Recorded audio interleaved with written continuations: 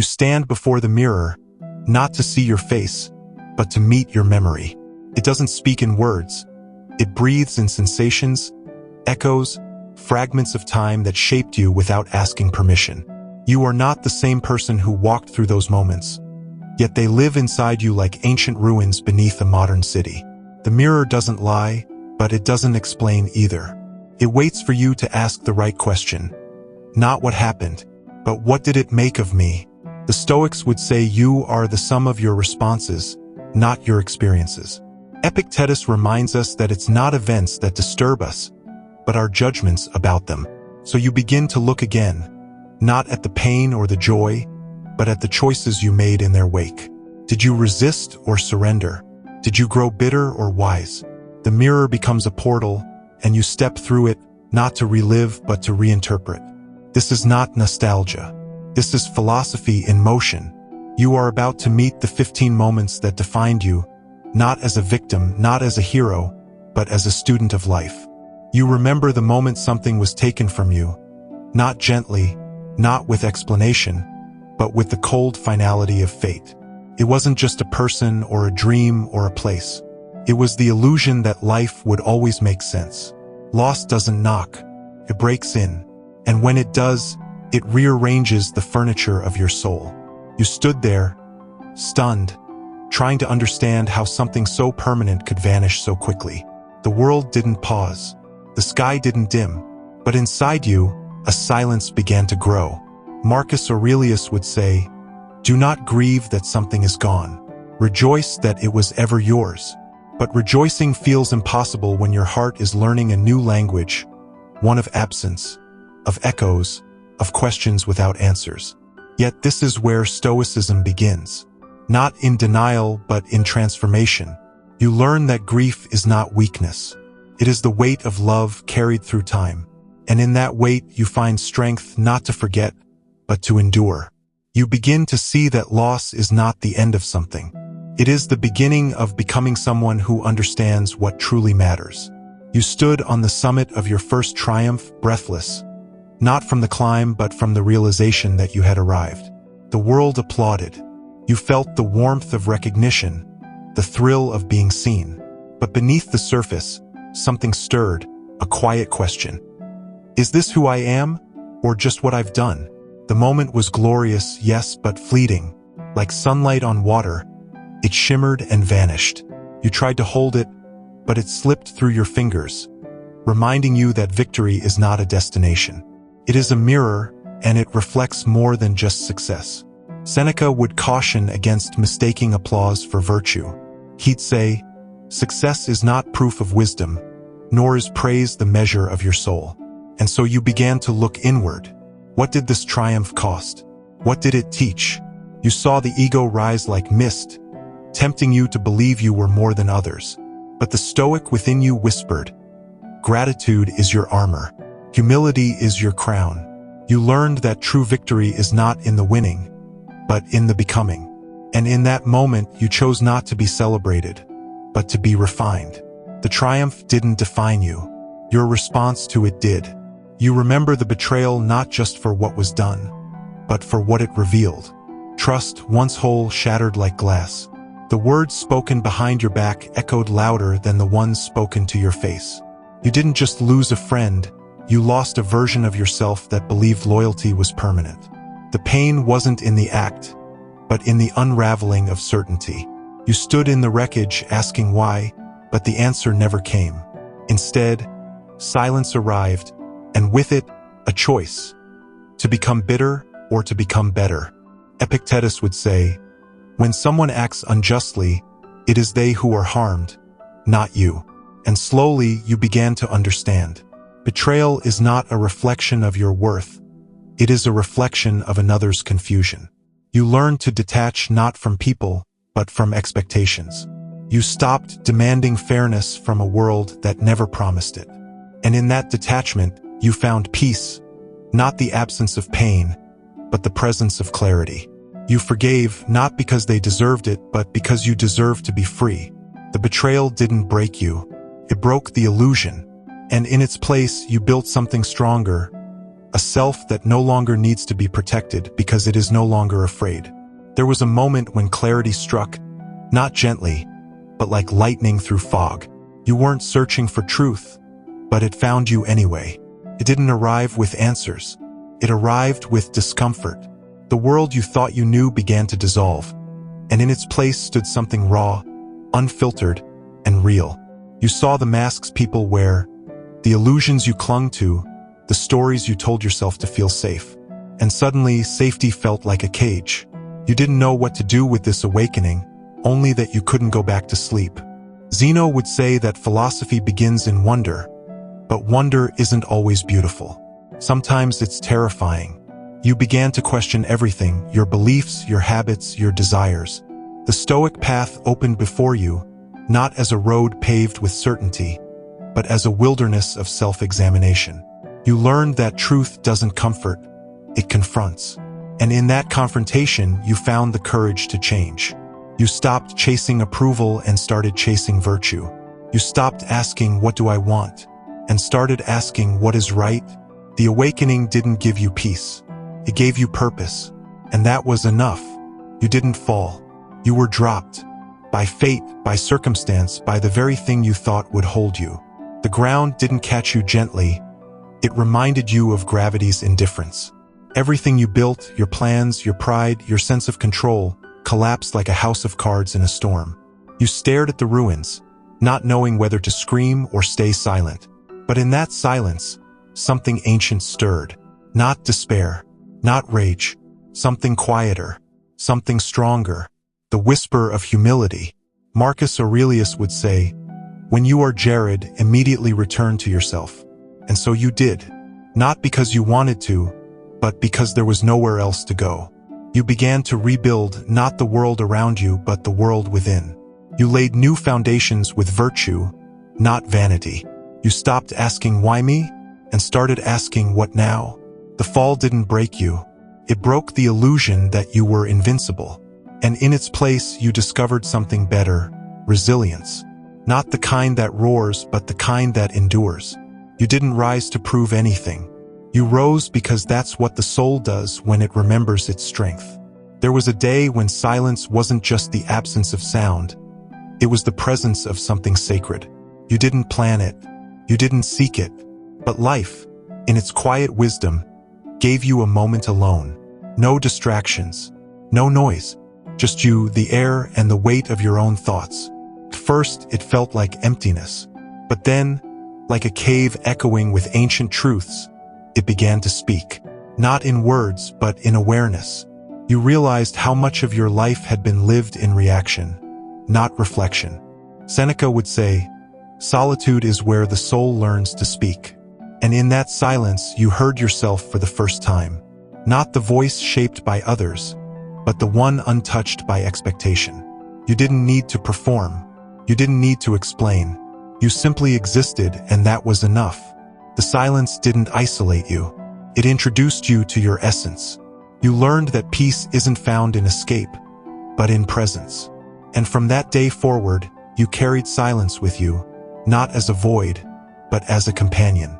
It became your sanctuary, your compass, your teacher. In a world that shouts, you chose to listen. You remember the first time your heart opened, not cautiously, but completely. It wasn't logic that led you there. It was something softer, something ancient. You saw beauty not just in another person, but in the way they made you feel seen. Vulnerability became a language, and you spoke it fluently. For a moment, the world felt safe, as if love could shield you from chaos.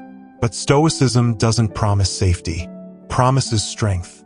And soon, you learned that even the purest affection carries the seed of impermanence. Marcus Aurelius would remind you, accept the things to which fate binds you, and love the people with whom fate brings you together, but do so with all your heart. You did, and when the tides shifted, you didn't curse the ocean. You learned to swim. Love didn't break you, it refined you. You stopped needing it to last forever. You started needing it to be real. You understood that attachment is not love, it is fear disguised as devotion. And so you let go, not because you stopped caring, but because you started understanding. The heart that opens must also learn to release. That is the Stoic way. You watch someone walk away, not in anger, not in haste, but with the quiet finality of a door closing. It wasn't just their absence that stung. It was the echo of everything they took with them. Shared laughter, unspoken promises, the rhythm of familiarity. You didn't beg, you didn't chase. You simply stood there, learning the art of letting go. The world didn't pause to mourn with you, kept spinning indifferent to your ache. And in that indifference, you discovered something sacred, the power to release without resentment.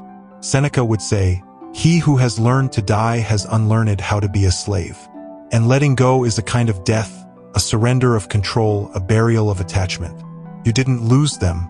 You lost the illusion that anything is truly yours. And that loss became a teacher. You learned to love without clinging, to cherish without possessing. You stopped asking why they left and started asking what you must now become. The departure didn't diminish you. It refined you. You became someone who doesn't anchor their peace in permanence. You became someone who can say goodbye with grace and still walk forward with strength. You made a mistake, not a small one, not the kind that fades with time. It was the kind that echoes, that revisits you in quiet moments, that stains your memory like spilled ink. You tried to rewind, to rewrite, to erase, but life doesn't offer edits. It offers consequences. Regret became your shadow, following you even when the sun was gone. You didn't just mourn what happened. You mourned who you were when it happened. And that mourning became a mirror, showing you not your failure, but your fragility. Epictetus would say, "Every error is an opportunity to practice virtue." So you stopped running. You turned toward the regret, not to justify it, but to understand it. You saw the pride that blinded you, the fear that drove you, the ignorance that shaped your choice. And in that seeing, you began to heal not by forgetting, but by reframing. You learned that mistakes are not prisons. They are teachers. You stopped asking for forgiveness from the world and started offering it to yourself. The mirror didn't break. It reflected a soul in progress. And that soul, scarred but sincere, became your compass. You heard the call not from the world, but from within. It wasn't loud. It wasn't dramatic. It was a whisper that refused to be ignored. You were doing fine, surviving, succeeding even. But something deeper stirred, a longing not for comfort, but for meaning.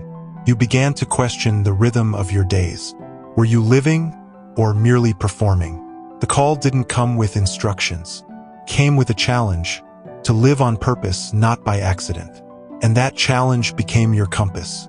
Marcus Aurelius would say, "Waste no more time arguing what a good man should be. Be one." So you stopped waiting for clarity and started walking toward it. You didn't need a map. You needed a mission. You chose to serve not because it was easy, but because it was right. You began to measure your life not by what you gained, but by what you gave. The call to purpose didn't make you louder. It made you quieter, more focused, more free. You no longer needed applause. You needed alignment. And in that alignment, you found peace, not the kind that rests, but the kind that moves. You became a vessel, not for ambition, but for virtue. You stood in front of yourself, not in a mirror, but in a moment. A moment where the weight of your past, your flaws, your failures, pressed against your chest like a stone. You had blamed others. You had buried truths. But now there was no one left to accuse. Only you. The silence wasn't cruel. It was honest. You saw the scars you gave yourself, the promises you broke, the standards you abandoned. And yet, in that confrontation, something unexpected happened. You didn't flinch. You forgave. Seneca would say, "A good character, when established, becomes a shield." And forgiveness is the forge. You didn't excuse your actions. You examined them. You didn't erase your guilt. You transformed it. You realized that shame is a prison, but virtue is a path. You chose to walk it not because you were perfect, but because you were willing. You stopped punishing yourself for being human and started honoring yourself for being honest. The day you forgave yourself wasn't soft. It was seismic. It didn't make you forget. It made you free. And in that freedom, you found the courage to become someone new, not by escaping your past, but by redeeming it. You didn't rise from fire. You became it. The rebirth wasn't dramatic. It was deliberate. You didn't wake up one day transformed. You burned slowly, shedding layers of who you thought you were. The pain wasn't punishment. It was purification. You stopped chasing validation and started chasing virtue. The world didn't notice your change, but you did. You felt the shift, not in your circumstances, but in your character. You no longer reacted. You responded. You no longer performed. You practiced. And in that practice, you found peace, not the kind that avoids conflict, but the kind that walks through it untouched. Epictetus would say, "Don't explain your philosophy. Embody it." And you did. You stopped quoting Stoicism and started living it. You became the student and the sage, the wound and the healer. You didn't need applause. You needed alignment. You didn't need to be understood. You needed to be whole. The rebirth wasn't about becoming someone new. It was about remembering who you were before the world taught you to forget. You rose not to escape your past, but to redeem it. And in that rising, you became fire, not to destroy, but to illuminate. You stood at the edge of your own legacy, not the one written in accolades, but the one etched in quiet choices. You realized that life isn't measured by what you build, but by what you leave behind in others. The applause fades, the trophies gather dust, but the impact of your character ripples through time. You didn't want to be remembered for brilliance. You wanted to be remembered for integrity. And that desire reshaped your days, not toward ambition, but toward service. Marcus Aurelius would say, "What we do now echoes in eternity." So you began to live with intention. You stopped asking what the world owed you and started asking what you owed the world. You gave without needing recognition. You helped without needing thanks. You understood that legacy isn't a monument, it's a memory, a feeling, a shift in someone else's path because you walked yours with courage. You didn't chase immortality. You practiced virtue. And in doing so, you became timeless, not because your name will be remembered, but because your impact will be felt in the hearts you touched. You stood at the edge of your own reflection, not to admire, but to understand. The person staring back was not flawless, not finished, but finally free. You had walked through fire, silence, grief, triumph, and truth. And now you stood whole not because life had spared you, but because you had faced it without flinching. You didn't need to prove anything. You had become something rare, a soul tempered by virtue, not circumstance. The world still swirled with chaos, but inside you, there was order. Not rigid, but resilient. Marcus Aurelius would say, "Look within. Within is the fountain of good, and it will ever bubble up, if thou wilt ever dig." You had dug deep, beneath the noise, beneath the wounds, beneath the masks, and what you found wasn't perfection, it was peace. You no longer chased moments to define you. You became the moment. You became the mirror. You became the message. The stoic you've become is not loud. It is luminous. It doesn't seek attention. It offers direction. And in your quiet strength, others find their own. You didn't just survive your story. You sanctified it. You reached the summit not of ambition, but of understanding. The climb had been long, marked by trials, revelations, and quiet revolutions. But now, at the peak, there was no fanfare, no audience, just wind, sky, and the echo of your own breath. You didn't feel triumphant. You felt still. The world below continued its noise, its chase, its chaos. But you finally were unmoved. Not because you had conquered it, but because you no longer needed to. Marcus Aurelius would smile and say, "You have power over your mind, not outside events. Realize this and you will find strength." And you had. You no longer sought to control the storm. You became the eye within it. You no longer needed to be understood. You understood yourself. The summit wasn't the end. It was the beginning of a life lived in alignment, with nature, with virtue, with truth. You didn't ascend to escape the world. You ascended to serve it, quietly, wisely, without needing to be seen. The Stoic you've become is not a statue. It is a flame. Gentle, steady, eternal. You no longer feared endings. You had seen enough of them to know they are not final, they are fertile. Each goodbye, each loss, each closing door had taught you something sacred. That life is not a straight line, but a spiral. You return to the same lessons, but each time with deeper understanding. The pain doesn't vanish, transforms. The grief doesn't weaken, it refines. You stopped asking for permanence and started honoring presence. What mattered was not how long something lasted, but how deeply it was lived.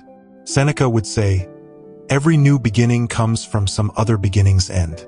And you began to see endings not as failures, but as transitions. You didn't cling. You didn't resist. You bowed. You allowed the chapter to close, knowing the next one would carry the echo of your growth. You became someone who doesn't mourn change, but moves with it. Someone who doesn't fear the dark, because they've learned to carry light. The Stoic you've become is not afraid of the final page, because you know the story never ends. It only evolves. You no longer needed the world to change. You had changed. The storms still came, but they no longer shook you. The praise still echoed, but it no longer swayed you. You had become the mountain, not because you were immovable, but because you were grounded. Grounded in principle. Grounded in peace. You didn't seek control. You practiced consent to fate, to nature, to the rhythm of things beyond you. And in that surrender, you found strength, not the kind that dominates, but the kind that endures.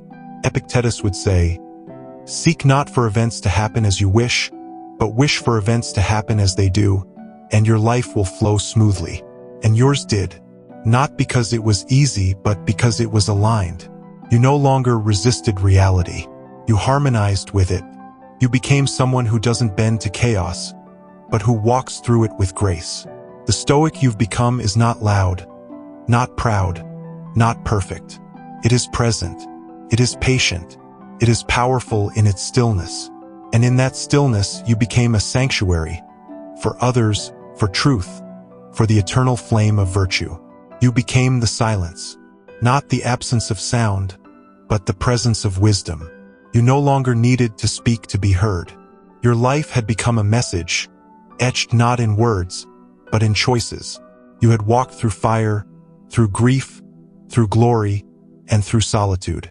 And now you stood not above others, but beside them. A quiet guide, a living testament.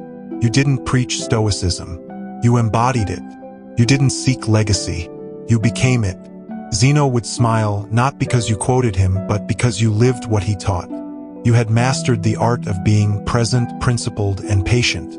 The world still spun with chaos, but you had become its still point. You didn't resist fate. You danced with it. You didn't fear death. You honored life. And in your final echo, you didn't ascend. You dissolved into virtue, into memory, into myth. The Stoic you became is no longer a character in a story. It is the story, and it will be told, not in books, but in the lives you've touched. Thanks for watching. Please subscribe, like, share, and comment on topics you would like us to talk about next.